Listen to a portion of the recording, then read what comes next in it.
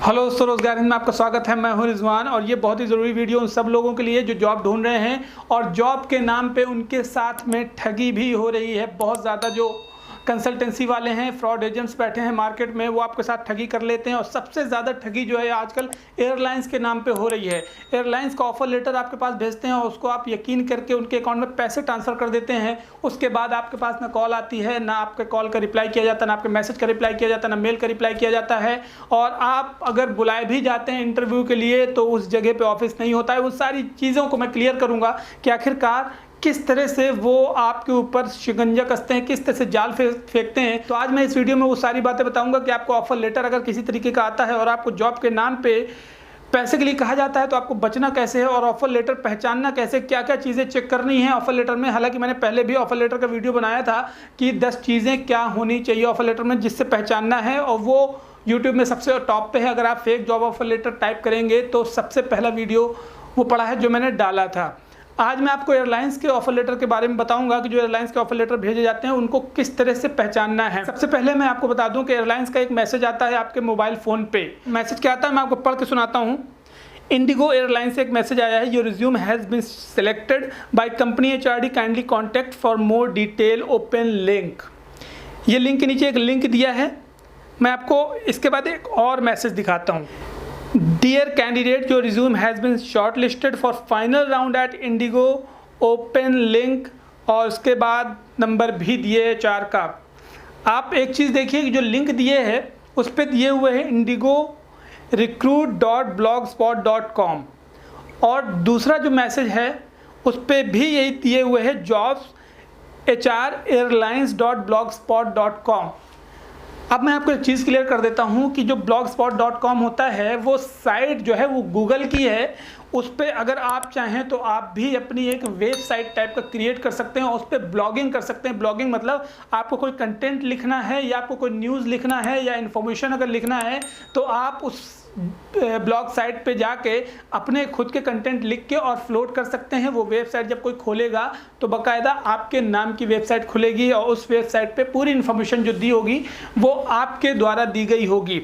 तो उस पे सबसे पहले तो आपको ये देखना है कि वो लिंक जो है वो कंपनी की तरफ से नहीं दिया गया है, ये इनकी वेबसाइट का लिंक होता है जिस पे से आपको ऑफर लेटर डाउनलोड करने के लिए कहा जाता है। और लिंक अगर आप ओपन करते हैं तो ऑफर लेटर भी आपको वहां से डाउनलोड हो जाता है। ऑफर लेटर डाउनलोड हो जाता है तो आप हैप्पी हो जाते हैं। उस ऑफर लेटर में टर्म्स एंड कंडीशंस दी होती हैं, जैसे कि इस ऑफर लेटर में आपको दिखा रहा हूँ मैं। टर्म्स एंड कंडीशंस का मतलब ये है कि आपको आईडी का इतना चार्ज देना है, आपको ड्रेस का इतना चार्ज देना है, आपके मटेरियल का इतना चार्ज देना है, और ये डिपॉजिट अमाउंट आपका एज ए सिक्योरिटी होगा। जिस टाइम पे आपकी ज्वाइनिंग होगी तो आपका ये अमाउंट रिटर्न हो जाता है। अब 50% अमाउंट आपको अभी देना है, 50% जब आपके ड्रेसिंग तैयार हो जाएगी, मतलब मटेरियल आपको दे दिया जाएगा तब। अब उस अमाउंट का 8700 या 8500 इस तरह से होता है तो आपको आधा अमाउंट अभी डिपॉजिट करने के लिए बोलेंगे, या तो 2500 to 4500 जितना भी वो पैसा आपसे ले सकते हैं, जितना भी पैसा निकाल सकते हैं उतना अमाउंट आपके ऑफर लेटर में दिया होगा। और उस ऑफर लेटर को देख के जैसे ही आप पैसा ट्रांसफ़र करते हैं उसके बाद मेल आना बंद हो जाती है। अब ऑफर लेटर को दूसरी चीज़ें कैसे पहचानना है कि ऑफर लेटर ओरिजिनल है या नहीं। नीचे जो एड्रेस दिया हुआ है आप देखिए, उसमें गुड़गांव में लास्ट पे N गायब है, मतलब स्पेलिंग भी इन्होंने मिस्टेक की हुई है। अब आप समझ सकते हैं कि यहाँ पे स्पेलिंग मिस्टेक भी है। इससे आपको ये समझ लेना चाहिए कि ऑफ़र लेटर नकली है, पूरा प्योर एडिटेड ऑफ़र लेटर होता है। इंडिगो एयरलाइंस कभी भी किसी भी तरीके का चार्ज नहीं करती है। मतलब अगर मैं किसी भी एयरलाइंस की बात करूं, अगर वहां पे आपका इंटरव्यू होता है या वहां पे आपको ऑफ़र लेटर भेजा जाता है या आपको इंटरव्यू के लिए बुलाया जाता है तो किसी भी तरीके का इंटरव्यू का चार्ज नहीं होता, ना वेरिफिकेशन का चार्ज होता है, ना डॉक्यूमेंटेशन का चार्ज होता है, ना ही आपके ड्रेसिंग का चार्ज होता है। वो कंपनी सारी और पूरी तरीके से आपके इंटरव्यू के बाद डिसीजन लेती है कि आपका सिलेक्शन होना है या नहीं। लेकिन आपने इंटरव्यू नहीं दिया, आपके पास एक मैसेज आ गया, आपका सिलेक्शन हो गया। बहुत ज़्यादा जो लोग होते हैं वो कई बार अप्लाई करते रहते हैं। shine.com जैसी साइट्स हो गई या क्विकर वगैरह हो गई, इस पे बहुत ज़्यादा लोगों ने एप्लीकेशन भेजे हुए होते हैं और वहाँ से डायरेक्ट नंबर निकाल के या रिज्यूम निकाल के इन लोगों को कांटेक्ट कर दिया जाता है। और आप सोचते हैं कि आपको शायद कहीं से ऑफ़र आ गया है आपका रिज्यूम देख के। आप एक बात और जान लें कि आपके रिज्यूम में जो क्वालिफिकेशन, जो वर्क एक्सपीरियंस है, क्या वाकई वो एयरलाइंस का एक्सपीरियंस है। अगर एयरलाइंस का एक्सपीरियंस नहीं है तो आपको ऑफ़र कैसे आ गया। आपको इस बात को ध्यान देना है कि जिस फील्ड का एक्सपीरियंस है, अगर उस फील्ड के लिए आपको सिलेक्ट किया जाता है तब तो आपके लिए हो सकता है कि आपको 20-30% जेन्युइन हो, ये रियल हो। लेकिन अगर आप उस फील्ड के नहीं हैं और आपको किसी दूसरी फील्ड से ऑफ़र आता है तो ये मान लें कि 110% वो ऑफ़र लेटर फेक होगा। ऑफ़र लेटर के लिए आपको इंटरव्यू देना होता है, इंटरव्यू के लिए आपके पास कॉल आती है। कॉल जब आती है तो आप उससे एक बात ये डिस्कस करें कि आपको फ़ीस कितनी डिपॉज़िट करनी है। आपको फ़ीस डिपॉज़िट करने के बाद में अगर आप मना करते हैं उसको कि फ़ीस डिपॉज़िट नहीं कर पाऊँगा, या कुछ ऐसे वर्ड्स यूज़ करिए उसके सामने ताकि वो इरिटेट हो जाए कि ऐसे मैसेज भेज के भीख मांगते रहोगे। और उससे आप इस तरह के जब वर्ड यूज़ करेंगे, हो सकता है थोड़ा इरिटेट हो जाए और आपको बाकायदा गाली देना चालू कर देगा। इससे आप समझ सकते हैं कि कितना प्रोफेशनल है वो। कोई भी कंपनी का एचआर कभी भी आपको अब्यूजिंग लैंग्वेज यूज़ नहीं करता, लेकिन वो इरिटेट हो जाएगा। और इसके लिए आप एक टेस्ट और कर सकते हैं कि जब कभी भी बात करें आप, तो एयरलाइंस के जो लोग होते हैं उनकी इंग्लिश बहुत अच्छी होती है, कम्युनिकेशन इंग्लिश में वो आप समझ जाएंगे कि वाकई एयरलाइंस के बंदे हैं। लेकिन कोई ऐसा बंदा होगा जो बिहारी लैंग्वेज हो, या कोई ठेठ यूपी की लैंग्वेज हो, या किसी तरीके से हरियाणवी लैंग्वेज हो, तो आपको समझ में आ जाएगा कि वो बंदा हायर किया गया है इसी काम के लिए कि ठगी करना है।